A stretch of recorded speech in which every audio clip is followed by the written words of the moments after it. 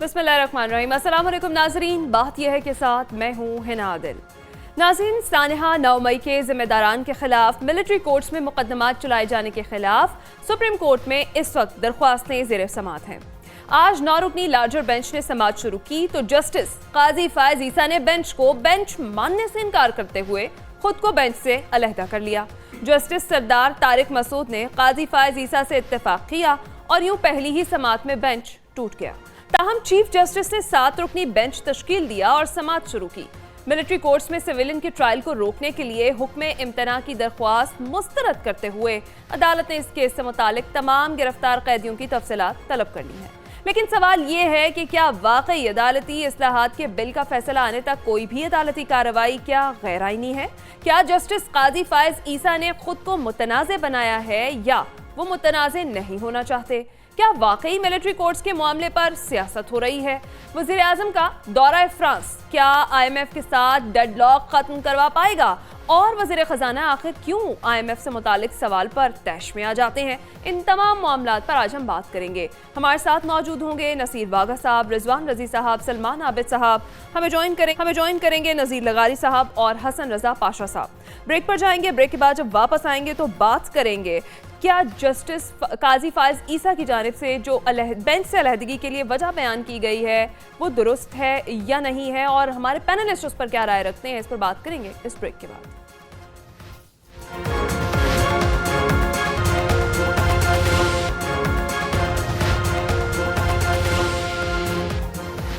Welcome back नाज़रीन। आज एक केस की गैर मामूली समाअत थी और गैर मामूली जो उसमें रिमार्क्स हैं वो भी सामने आए हैं। हमें इस पर ज्वाइन कर चुके हैं हसन रजा पाशा साहब, उन्हीं की जानिब चलते हैं। हसन रजा पाशा साहब, जो आज फैसला किया गया है जस्टिस काजी फायज ईसा और जस्टिस तारिक मसूद की जानिब से इस बेंच से अलहदा होने का, आपकी नज़र में क्या ये फैसला दुरुस्त है? हाँ जी, बिल्कुल। आपको याद होगा कि मिस्टर जस्टिस काजी फायज ईसा साहब पिछले तकरीबन 2 महीने से किसी भी बेंच का हिस्सा नहीं बन रहे, और उन्होंने वाज़े तौर पे पहले भी जब हमारी एक दफ़ा उनके साथ मीटिंग हुई तो उन्होंने ये फरमाया था कि उन्होंने ये फरमाया कि उनके बकौल ये जो बेंचेस की तश्कील हो रही है ये कानून की खिलाफ वर्जी है, क्योंकि जो पार्लिमान ने कानून बनाया supreme court practice and procedure act, उसमें जो कॉन्स्टिट्यूशन ऑफ बेंचेस की जो प्रोविजन डाली गई थी वो थी कि 3 रुकनी सीनियर जजेस जिनमें चीफ जस्टिस साहब भी मेंबर होंगे वो बेंचेस की तश्कील करेगा। चूँकि उसके मुताबिक बेंचेस की तश्कील नहीं हो रही और पुराने तरीक़ाकार से chief justice of Pakistan benches की तश्कील कर रहे हैं, तो वो मुनासिब नहीं समझते कि ऐसे बेंच में शामिल हों जो कि कानून के ख़िलाफ़ हो। तो वो आज नहीं बल्कि कल भी 2-3 प्रोग्राम्स में मैंने ये कहा था, और मैंने ये कैटेगरिकली ये कहा था कि मुझे लग रहा है कि काजी फायज ईसा साहब इस बेंच से रिक्यूज़ कर जाएंगे, और ऐसे ही हुआ। ये कोई आज की बात नहीं, पिछले 2 महीनों से वो किसी बेंच का हिस्सा नहीं बन रहे। अच्छा, जहाँ तक सरदार तारिक मसूद साहब का तल्लक है, उन्होंने भी ये कहा कि इस बेंच का, एक तो वो काजी साहब वाली बात की थी, उन्होंने ऐड इन किया कि उसमें चूँकि अगर अपील होती है वो कानून बहाल हो जाता है जिसको सुप्रीम कोर्ट के 8 रुकनी बेंच ने स्टेटस को दिया हुआ है, तो फिर अपील होगी, तो उसकी अपील सुनने के लिए फिर जजेस की तादाद कम होगी, तो लिहाजा वो इस बेंच का हिस्सा नहीं बन सकते, इसीलिए 7 रुकनी बेंच रह गया। और बाकी आपको पता है कि इस वक्त टोटल 15 जजेस हैं, तो बाकी अगर अपील हो जाती है तो फिर 8 जजेस एपेलेट अथॉरिटी बन के वो सुन सकते हैं अपील। अच्छा हसन रजा पाशा साहब, आगे बढ़ने से पहले मैं थोड़ी सी क्लैरिटी चाहती हूँ। आप बड़े अहम ओहदे पर फायज हैं, आपको लगता है कि जो नुक्ता है उनका कि वो बेंच को बेंच तस्वुर नहीं करते, ये दुरुस्त है? ठीक है, उनका नुक्ता नज़र अपनी जगह पे बिल्कुल ठीक है। वो समझते हैं कि पार्लिमान को कानून बनाने का इख्तियार भी है और ये पार्लिमान को कानून बनाने से पहले जनाब जस्टिस काजी फाई ईसा साहब इसी किस्म की बात करते थे कि फर्द वाहिद के पास बेंचेस की तश्कील का इख्तियार नहीं होना चाहिए, और दूसरी 184 की अगर जुरिस्डिक्शन एज्यूम करनी है तो वो भी सिर्फ फर्द वाहिद के पास नहीं, बाकी जजेस के पास भी ये इख्तियार होने चाहिए सुप्रीम कोर्ट के। आपको याद होगा कि एक उन्होंने खुद suo Moto Edge senior puny जज लिया था, जिसको फिर एक बेंच बड़ा तश्कील दे के तो वो उनका इसको नल एंड वाइट डिक्लेयर कर दिया गया था, और उसमें ये होल्ड कर दिया गया था कि ये सिर्फ इख्तियार 184(3) के तहत सिर्फ सुप्रीम कोर्ट के चीफ जस्टिस साहब के पास है। लेकिन अगर 184(3) की लैंग्वेज पढ़ें तो उसमें कहीं पे ये नहीं लिखा कि चीफ जस्टिस साहब के पास इख्तियार है, बल्कि उसमें लिखा है कि सुप्रीम कोर्ट के पास इख्तियार है कि वो 184(3) की कॉग्निजेंस ले सकती है। ठीक है, बिल्कुल ठीक है, आगे बढ़ते हैं। नज़ीर लगारी साहब, वज़ीर दिफा कहते हैं कि चंद अफराद ने सियासी मकासद के लिए ये फौजी अदालतों के खिलाफ केस किया है, तो क्या वाकई मिलिट्री कोर्ट्स के मामले पर सियासत हो रही है? देखें, एक तो बहुत गंभीर मामला है। एक तरफ 19 मई के वाक़यात हैं और एक तरफ माजी के तजर्बात हैं हमारे। हमने देखा है कि 9 मई के भी और 9 मई से पहले के भी बहुत सा माजी जो है हमारा बहुत तवील है, और उसके भी तल्ख तजर्बात हैं हमारे। मिलिट्री कोर्ट्स के बारे में भी हमारे तल्ख तजर्बात हैं। एक तो मिलिट्री कोर्ट्स के बारे में हमारे तल्ख तजर्बात हैं, और सिविलियन कोर्ट्स के अंदर जो प्रोसेस है उसके बारे में भी हमारे तजर्बात बहुत तल्ख हैं। तो असूली तौर पर मिलिट्री कोर्ट्स की जो कुछ माजी के अंदर होता रहा है उसको तो हम नहीं इंडोर्स कर सकते किसी सूरत में भी। जब मार्शल होता है और मार्शल के अंदर जो कोर्ट्स बनाई जाती हैं जहां इंसाफ का कत्ल किया जाता है, बाकायदा इंसाफ का कत्ल किया जाता है। एक कोर्ट ने कराची में 80s में फैसला दिया कि 2 अशखास थे, ईसा बलोच और एक अयाज समूह, दोनों को उन्होंने मैक्सिमम पनिशमेंट ये दी थी कि उम्र कैद की सजा दी थी, और इस पर गुस्सा हो गया था जनरल ज़ियाउल हक को। जनरल ज़ियाउल हक ने उसको कहा जोन सी के मार्शल एडमिनिस्ट्रेटर को, ये क्या हुआ है? और फिर उसने जनरल जहांदाद ने खत लिखा मिलिट्री कोर्ट को और कहा कि ये क्या सजा दी है, ये कौन सा तरीका है कि तुमने ये सजा दी है। फिर उन दोनों को सजाए मौत दी गई और सजाए मौत पर इम्प्लीमेंट भी किया गया। ये एक जालिमाना तरीका था कि एक ऐसी कोर्ट जिसके अंदर कोई अपील भी नहीं होती है, कोई बात नहीं होती है, वहां पर एक फैसला आ जाने के बाद भी फैसले को इस तरह से जो है तब्दील किया जा सकता है। मेरे ख्याल में वो तल्ख तरीन ऐसे वाकयात एक नहीं बेशुमार थे। जब फौजी अदालतें सरसरी समाज की और स्पेशल समाज की जो खसूसी अदालतें होती थी वो इंसाफ नहीं करती थी, इंसाफ का कत्ल करती थी और नाइंसाफ़ी करती थी। एक तजर्बात ये हैं, और दूसरे तजर्बात हमारे ये हैं। हाल ही में फौजी कोर्ट्स बनाई गई थी, तो जिन लोगों के खिलाफ फौजी कोर्ट्स बनाई जानी चाहिए थी या जिनके खिलाफ फौजी ट्रायल होना चाहिए था, वो था जिन बच्चों को जिन लोगों ने शहीद किया था APS के बच्चों को, और उनके खिलाफ होना चाहिए था। उनका जो एक मरकजी आदमी जो टीवी स्क्रीन पर आकर कह चुका है कि इस वाक़े में मैं मुलव्वस था, वो तो भाग गया आपके हिरासत से, वो बैरून मुल्क भी चला गया, और लोगों को सजा हुई। सजा उन लोगों को हुई जो जनरल मुशर्रफ पर हमलों में मुलव्वस थे, उन लोगों को सजा हुई है। तो एक तजर्बात ये है हमारे सामने। दूसरा सिविलियन कोर्ट्स हैं, जिस तरह से सुप्रीम कोर्ट से आनन फानन समरी ट्रायल कोर्ट की तरह इंसाफ मिलता है, एक खास पर्टिकुलर ग्रुप को, पर्टिकुलर लोगों को, पर्टिकुलर अफराद को, खास मिजाज और माइंड सेट कर लोगों को जिस तरह से फौरन बुलाकर गले से लगाकर उनको जिस तरह से ये किसी कोर्ट ने ऐसा फैसला किया होगा सुपीरियर जुडिशरी की तारीख में नहीं है कि जनाब यहाँ से जाएं, सरकारी गाड़ी जाएगी, वो आपको लेकर जाएगी, आपको फलां गेस्ट हाउस में रखा जाएगा, फिर उस फलां गेस्ट हाउस के अंदर आप अपने 8-10 साथियों को बुला लें, उनके साथ गपशप करें, गपशप करने के बाद आप उनके साथ अगले दिन कोर्ट में चल जाएं, वहां फैसला हो जाएगा, और फिर उसके बाद जो भी होगा। यानी क्या कभी ऐसा होता है? नहीं। इस तरह के जहां सिविलियन सुपीरियर कोर्ट्स यानी एब्सोल्यूट कोर्ट जो है वो जब ये फैसला करेगी इस तरह का, तो फिर जाहिर है सवालात तो पैदा होंगे। हमें इस तरफ भी एक मसला है कि मिलिट्री कोर्ट से हमें इंसाफ न होने की शक है, हमें वहां इंसाफ के कत्ल का शुबा है, और यहाँ पर जो है वो एक ऐसा मखसूस इंसाफ का शक है कि जो सिर्फ खास हालतों में खास अफराद को खास तरीके से खास तौर पर दिया जाता है।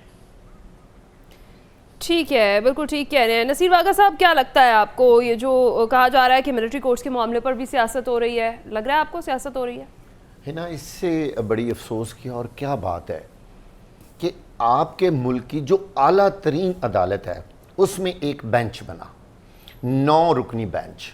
पहले तो ये बातें कही जा रही थी कि जी फुल कोर्ट बेंच बने। इस वक्त 9 जजेस ही अवेलेबल थे और चीफ जस्टिस ऑफ पाकिस्तान ने 9 जजों पर मुश्तमिल ये बेंच बना दिया ताकि किसी को भी कोई एतराज़ ना रहे। हैरान कुन बात तो ये है कि जस्टिस काजी फायज़ ईसा साहब, जिनके माजी के फैसले इन मिलिट्री कोर्ट्स के बारे में मशहूर हैं और बिल्कुल रिकॉर्ड पर हैं, वो खुद इससे उठ के चले गए और साथ साथ सरदार तारिक मसूद साहब ने भी यहाँ बैठने से इनकार कर दिया, यानी बेंच ही टूट गया। अब आगे क्या चलेगा? यानी चीफ जस्टिस को दोबारा बेंच बनाना पड़ा। हम जिन मामलात में फंसे हुए हैं ये हमने ऐसे लग रहा है कि खुद ही क्रिएट कर रहे हैं अपने मुल्क के अंदर। हम मसाइल के हल की तरफ तो जा ही नहीं रहे।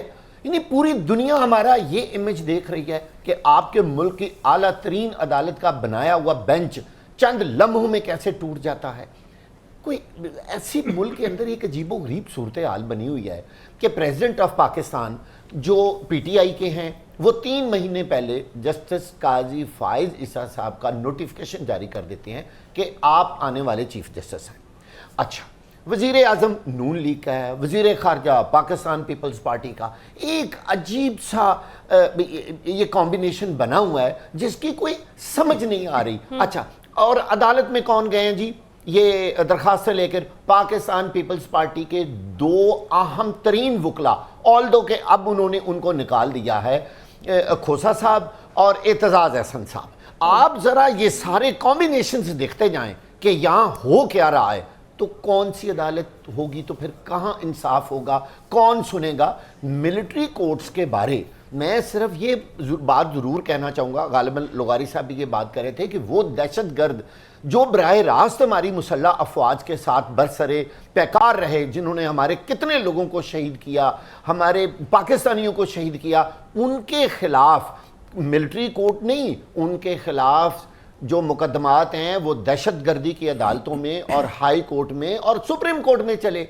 भाई कोई भी कौम का बंदा ये नहीं इस बात को एक्सेप्ट करने को तैयार कि जी ये जो 9 मई के वाक़यात हुए इनकी कोई जस्टिफिकेशन है। लेकिन आप मुझे बताइए, क्या हमारी दूसरी अदालतें, आप समझते हैं कि फिर वहां इंसाफ नहीं हो रहा?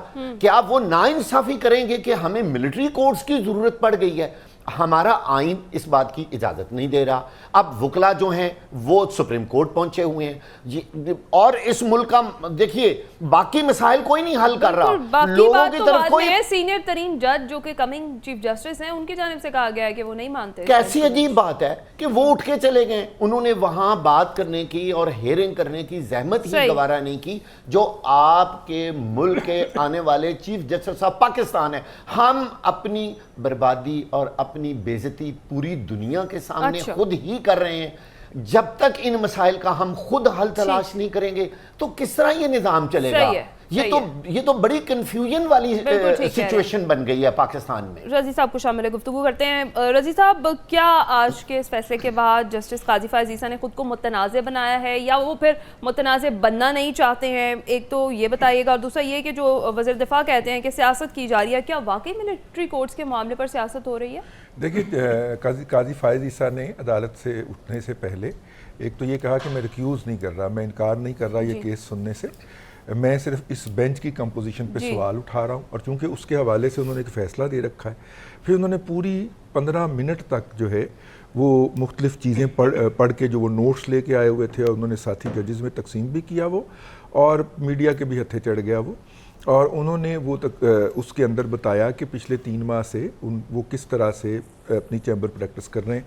मैं आपसे 1 मिनट और चाहूँगा और मैं सिर्फ इसका पस मंज़र बयान कर दूँ।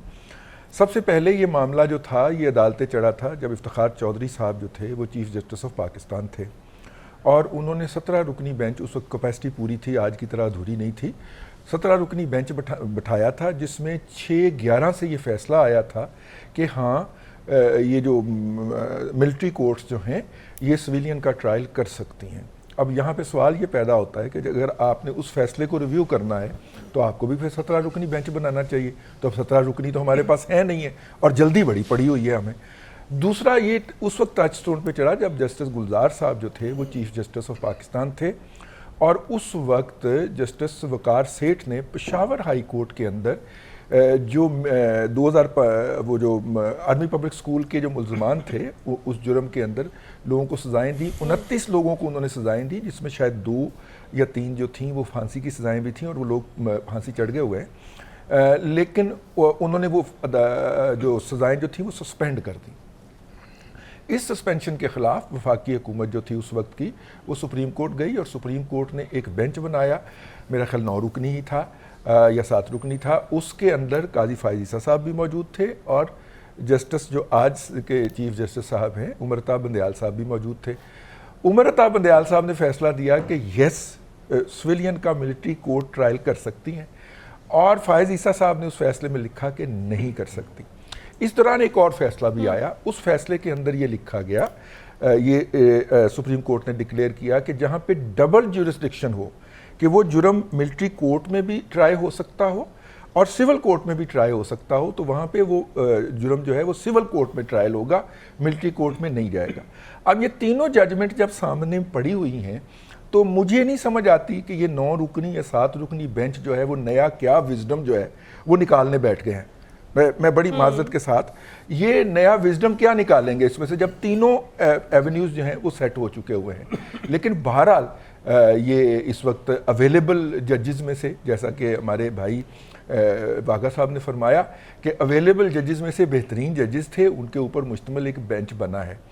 अब इसके अंदर एक और भी लतीफ़ा है, वो लतीफ़ा ये है कि जो दरख्वास्तें गई हैं उनके साथ कोई डॉक्यूमेंट नहीं लगा हुआ, किसी वकील के पास कोई फिगर नहीं है कि जनाब हमारे इतने बंदे। और ये प्रोसीडिंग के दरमियान, अगर आप प्रोसीडिंग आज की पढ़ेंगे जो कि छप जाएगी थोड़ी देर में, और जो सुनेंगे, जो हमने वहाँ पे अदालत में मौजूद लोगों से सुना, किसी को ये नहीं पता कि कितने लोग पकड़े गए हैं, किस जुर्म में पकड़े गए हैं, कहाँ पकड़े गए हैं और किस कोर्ट में उनका ट्रायल हो रहा है। और मज़े की बात यह है कि उनको मिलिट्री कोर्ट के हवाले जब किया गया है, वो सिविलियन कोर्ट्स ने भेजा है उनको। एंटी टेररिस्ट कोर्ट के अंदर एप्लीकेशन आई है वफाकी हुकूमत की और सूबाई हुकूमतों की, और उन्होंने उनकी कस्टडी दे दी है। क्या वहाँ पे वो कंटेस्ट होना चाहिए था? नहीं हुआ। ये सारे उसके अंदर लैकुनाज हैं। बहरहाल आज एडजर्नमेंट जो हुई है और स्टे ऑर्डर जारी नहीं हुआ, तो चीफ जस्टिस साहब ने अच्छा किया कि उन्होंने तफसीलात तलब कर ली हैं कि कितने लोग पकड़े गए हुए हैं और उनमें से कितनों का ट्रायल हो रहा है और किन अदालतों में हो रहा है और किस किस जुर्म में हो रहा है। ये तफसील उन्होंने तलब कर ली है। ये तफसील सामने आ जाएगी कौम के, तो फिर हमें आगे उसके ऊपर चलने में आसानी रहेगी। लेकिन ये तासुर नहीं जाना चाहिए कि हमारी अदलिया इस मुल्क के अंदर अपार्थाइड सिस्टम इंट्रोड्यूस करवाना चाह रही है कि अगर KPK से कोई मुल्ज़म आता है और उसकी सज़ा सस्पेंड होती है तो यही सुप्रीम कोर्ट कहती है कि नहीं, इनको लटका दो। और अब अगर पंजाब से कोई केस गया है और इसकी सज़ा होनी है तो वो कह रहे हैं कि जी आप प्रोसीड ही ना करें। ये नहीं हो सकता। हमारी अदालतें अपार्थाइड सिस्टम इंट्रोड्यूस नहीं करवा सकती। एक कानून की इंटरप्रिटेशन तमाम लोगों के लिए एक होनी चाहिए। हम पहले 63A की इंटरप्रिटेशन जो है वो वफाक के लिए अलग और पंजाब के लिए अलग करके भुगत रहे हैं। इस वक्त कौम जो है, इस वक्त मुल्क जो है वो शदीद किस्म के सियासी टर्मोइल के अंदर मुब्तला है, सिर्फ उस जजमेंट की वजह से। सलमान हाफिज साहब, आप इस नुक्ते को कैसे देखते हैं जो जस्टिस काजी फायज़ ईसा की जानिब से रखा गया है? और दूसरा ये कि आपसे भी वही सवाल रिपीट करूंगी कि आपको भी लगता है कि मिलिट्री कोर्ट्स के मामले पर वाकई सियासत हो रही है, जैसे वज़ीर दिफा कह रहे हैं? जी जी, वज़ीर दिफा तो खुद सियासत कर रहे हैं माशाल्लाह। घंटों घंटे तकरीरें करते हैं कि किसी तरीके से PTI का खात्मा हो जाए इस सारे खेल के अंदर, और किसी तरीके से जो है PTI के सरबराह को डिस्क्वालीफाई कर दिया जाए, उन लोगों को लटका दिया जाए, फांसी दे दी जाए, कत्ल कर दिया जाए, जो कुछ कहना चाहते हैं वो खुद सियासत कर रहे हैं। और माशाल्लाह आप देखें ना, मिलिट्री कोर्ट्स की जस्टिफिकेशन के लिए कैसे कैसी तावीलें हमारे पार्लियामेंटेरियन जो है इस वक्त मुस्लिम लीग नून के अंदर बैठ के निकाल रहे हैं। पीपल्स पार्टी को भी अंदर भी एक खामोशी है, मां सिवाय रजा रब्बानी साहब ने थोड़ी सी गुफ्तगू की है, उसके अलावा तो किसी ने कोई खास गुफ्तगू नहीं की है। तो अब ये तावीलें मिला रहे हैं, सियासत तो वो भी कर रहे हैं, क्योंकि उनको तो बड़ी मुश्किल से एक मौका मिला 9 मई के वाक़े को बुनियाद बनाकर PTI के खात्मे का, तो वो कैसे सियासत नहीं करेंगे। अदालतों के बारे में आपने बता ही दिया, दोनों तरफ से जो जुडिशरी के अंदर तकसीम है उसके अंदर से भी सियासत हो रही है। अब अपनी मर्जी का बेंच बनाना चाहिए, किसको बनाना चाहिए, कौन बैठेगा, कब बैठेगा, बनेगा नहीं बनेगा, हम बैठेंगे इस बेंच का हिस्सा बनेंगे नहीं बनेंगे, ये सारी बातें। और ये बातें कि जनाब उन्होंने सबूत नहीं दिए, दरखास्तों के साथ लगाए नहीं, ये जरूरत ही नहीं है इसकी। ये तो बुनियादी सवाल ये हो रहा है कि क्या फौजी अदालतों के अंदर ट्रायल होना चाहिए या नहीं होना चाहिए। पहला फैसला तो ये है ना, ये थोड़ी है कि सबूत लाएं उसके साथ दरखास्तों के साथ कितने लोग अरेस्ट हैं कितने नहीं है वो हो जाएंगे कल। लेकिन बुनियादी सवाल ये है कि क्या आप मिलिट्री कोर्ट्स के अंदर ट्रायल जो है उसके हामी है और चलाना चाहते हैं उसके अंदर या नहीं चलाना चाहते हैं। अब यही लोग जो माशाल्लाह आज मुस्लिम लीग नून के लोग बड़ी बड़ी तावीलें मचा रहे हैं ना, इन्हीं की ख्वाजा आसिफ साहब की तकरीरें निकाल लें, ठीक है ना, राना सनाउल्लाह साहब की तकरीरें निकाल लें, खुद नवाज शरीफ साहब की तकरीरें निकाल लें, माशाल्लाह पुरानी आर्काइव में पड़ी हुई हैं, कैसे कैसे जमहूरियत के चैंपियन और जमहूरियत की एनके लगा के, जमहूरियत की टोपी पहन के किस तरह की ये तावीलें पेश करते थे। आज हम सब अंधे हुए हैं ना, और इस वक्त सियासत अंधों की हो रही है। हर एक अपने दुश्मन को खत्म करना चाहता है, वो खत्म कर रहे हैं।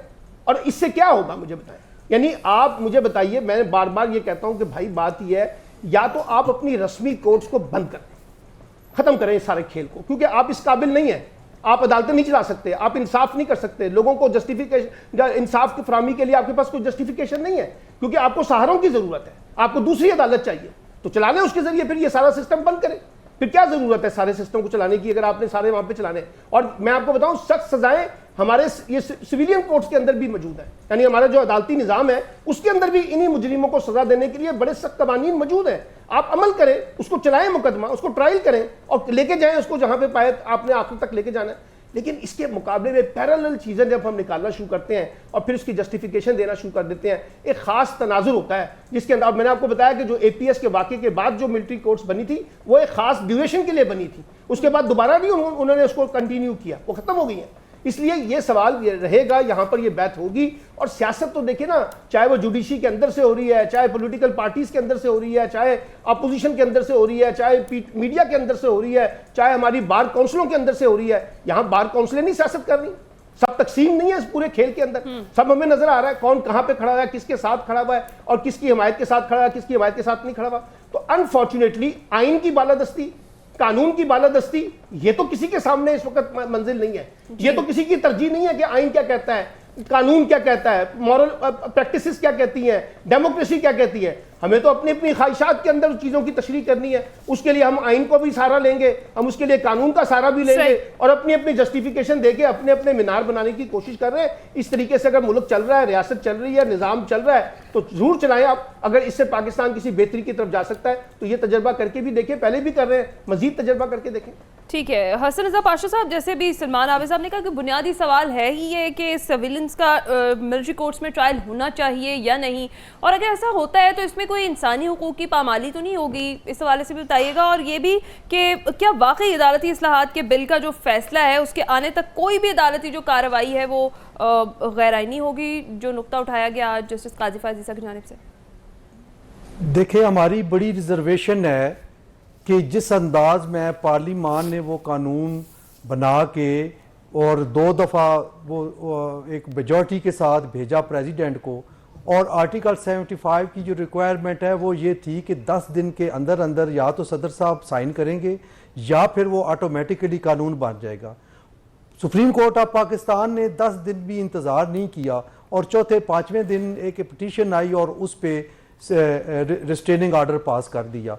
क्या ये अच्छा होता कि वो 10 दिन पूरे इंतज़ार कर लेते और उसके बाद बनाते, मर्जी का एक बेंच बना। आप देखें बेंच की फॉर्मेशन, बात इन्होंने की है कि बार कौंसिल जो है वो सियासत कर रही हैं, पता नहीं इन्होंने कहाँ से बात ली है। हमारा तो किसी पॉलिटिकल पार्टी के साथ कोई तल्लक नहीं है, बात आइन और कानून की करते हैं।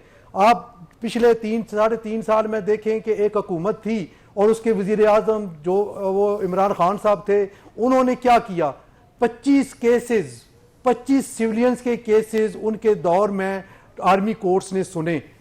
क्या इनमें से किसी ने आवाज बुलंद की? बिल्कुल भी नहीं।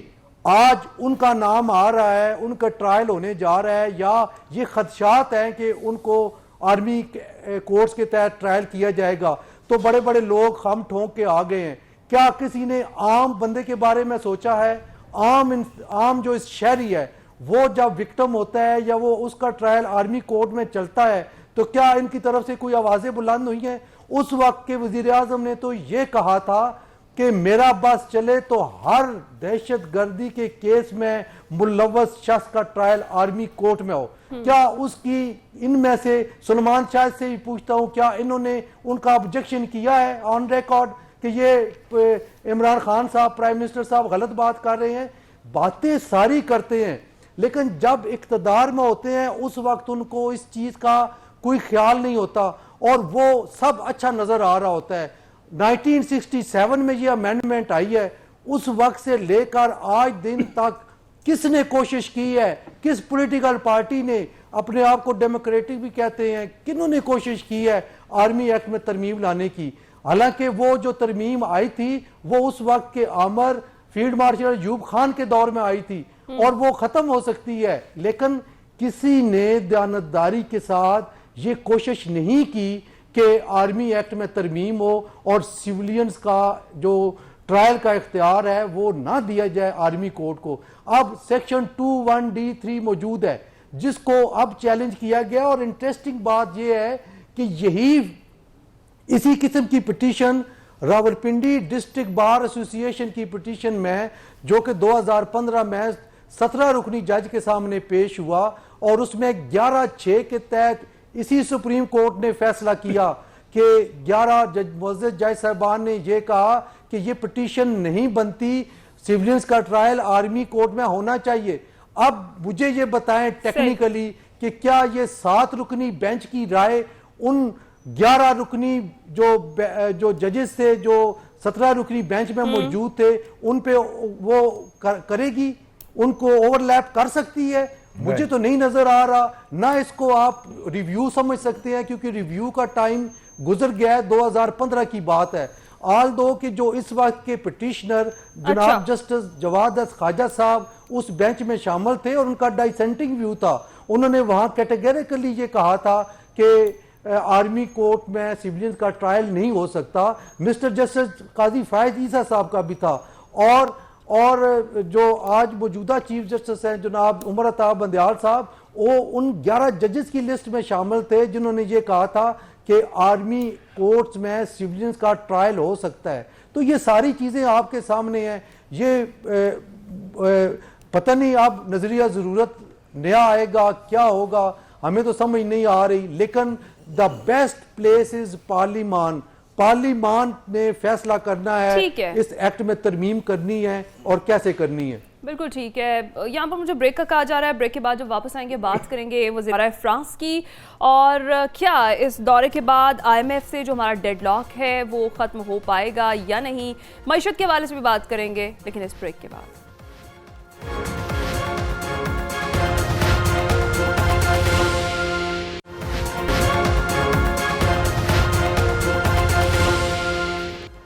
वेलकम बैक नाज़रीन।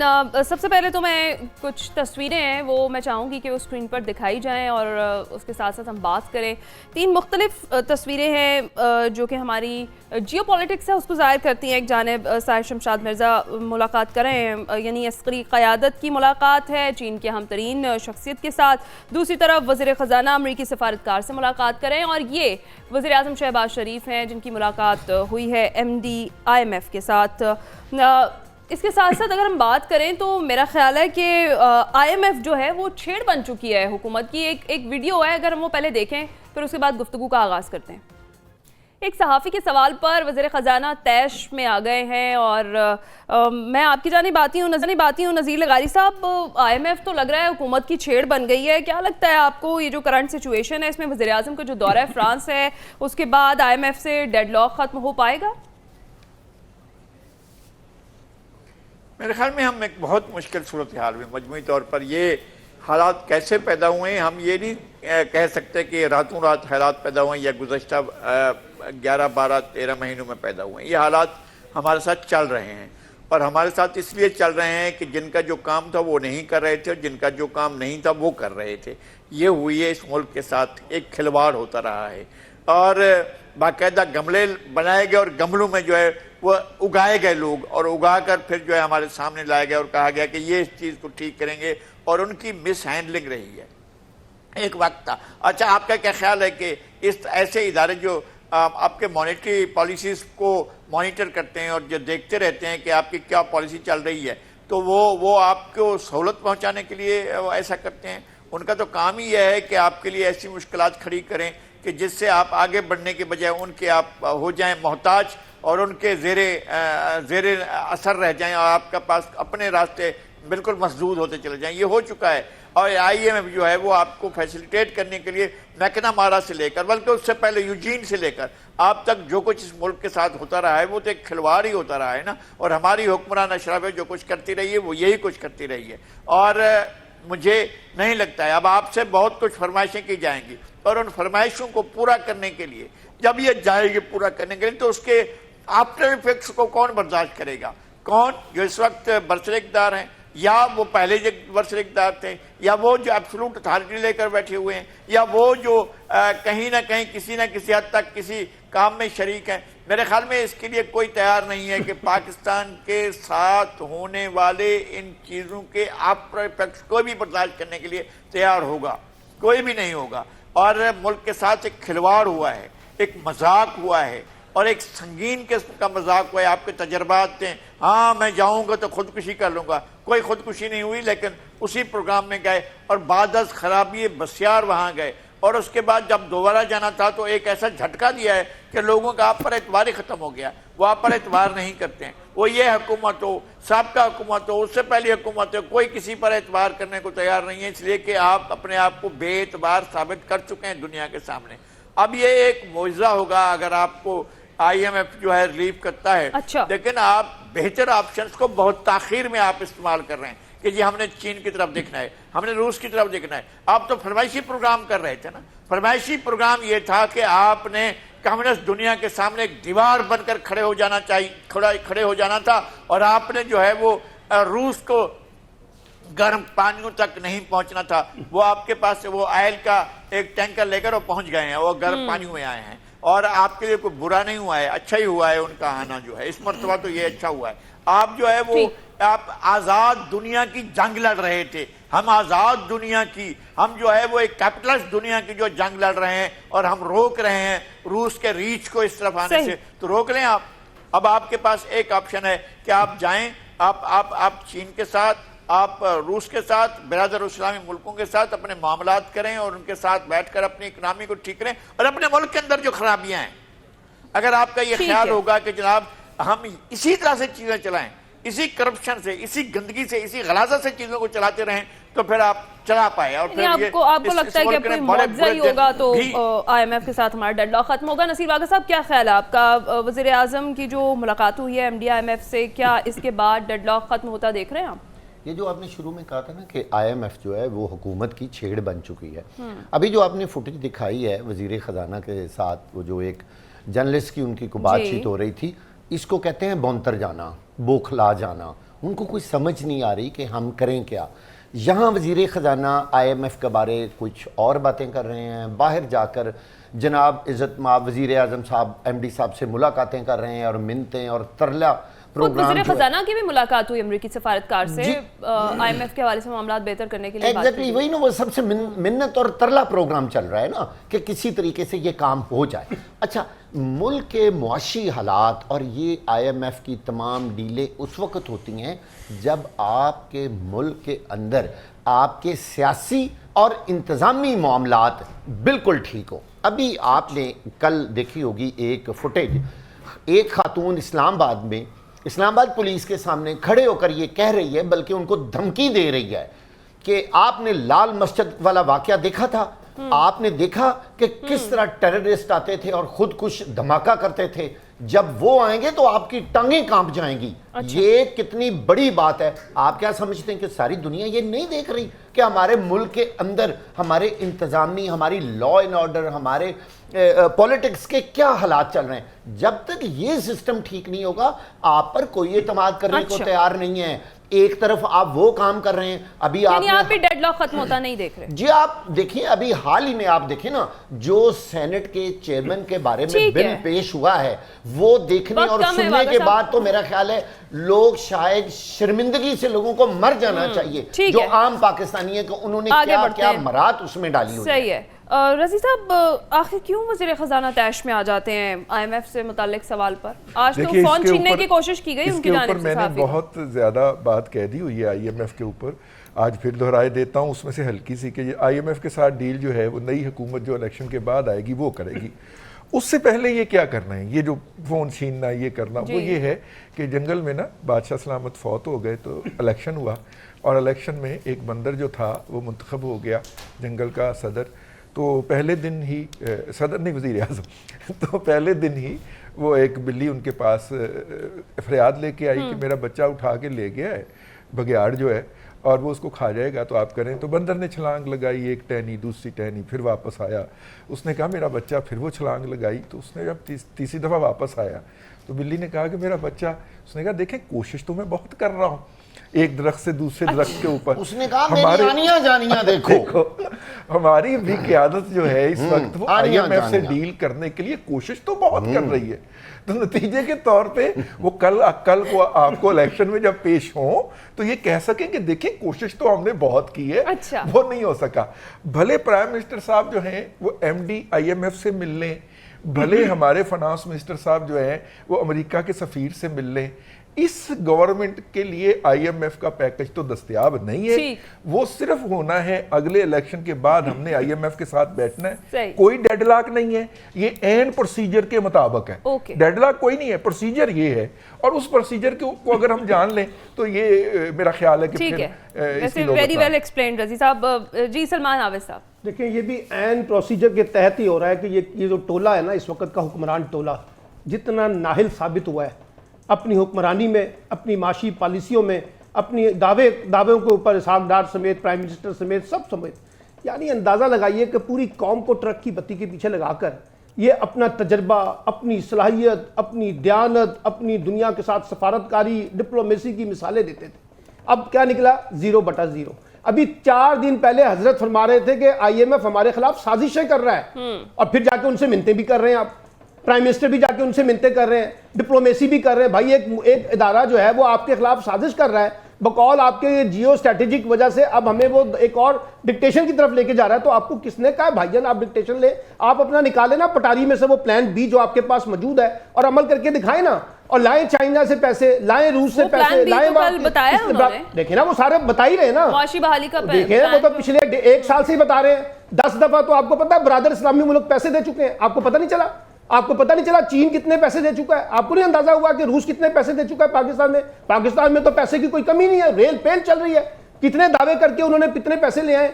अब इकोनॉमिक प्लान बना लें, जितनी मर्जी बना लें। बात यह है भाई, आपके पास 1.5 साल 1.25 साल आपने हुकूमत की है। आप मुझे बताइए कि इन सारी जितनी भी खराबियां थी, इन खराबियों को दुरुस्त करने के लिए आपने कौन से ऐसे इन्फॉर्मेटिव एक्शंस लिए हैं जिनकी बुनियाद पे आपकी कोई डायरेक्शन तय हुई है? आज बैठ के हम यहाँ पे बड़े बड़े दावे करते हैं जी दुनिया बदल रही है, हम जियो स्ट्रेटेजिक बदल रहे हैं, अब हम चाइना कैंप में जा रहे हैं। तो भाई आप चाइना कैंप में जा रहे हैं तो जाएं, यहाँ किसकी मिन्नतें करते फिर रहे हैं, यहाँ किसकी तावीलें करते फिर रहे हैं, यहाँ किसके दम भर रहे हैं? वही पुरानी तनख्वाह के ऊपर अभी IMF मान जाए तो ये सब ढोल बजाएंगे कि देखा कितना शानदार कारनामा हमने किया है, IMF ने हमें पैसे देने का ऐलान कर दिया। तो मेरा ख्याल है कि हमारे पास इकोनॉमिक विजडम जो है, जिस तरीके से पाकिस्तान को लीड करना चाहिए था माशी पॉलिसियों के हवाले से, अभी भी उसके अंदर बहुत बड़ा कॉन्ट्रडिक्शन और गैप है, जिसकी वजह से हमें ये सारे क्राइसिस देखने पड़ रहे हैं। सही है। जाते जाते हसन रज़ा पाशा साहब, आप भी चूंकि वफाकी दारुलहुकूमत में बैठे हुए हैं, नजर रखे हुए हैं तो मामलात पर, आपको क्या लगता है जो करंट सिचुएशन है उसके बाद हालात बेहतरी की जानिब जाते आप देख रहे हैं, IMF के साथ कोई सूरत हाल बेहतर हो सकती है?